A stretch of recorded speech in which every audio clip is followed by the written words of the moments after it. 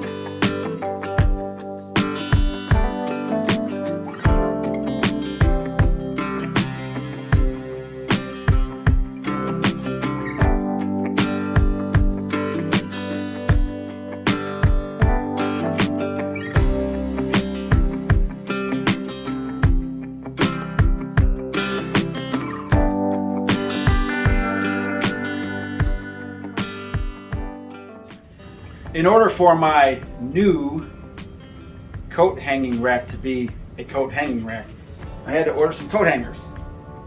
So I found these on Amazon. I'll put a link in the description. They're smaller than I thought, but they're pretty cool. They're steel welded. They come with 2 holes in them. I'm gonna add a third right in the middle just because I like a little extra strength. So I'm gonna do that on my drill press. Picked out my drill bit that fits the same size. I got a center punch and a tool. I'm gonna mark the center, punch it with a center punch, and then drill it on the drill press.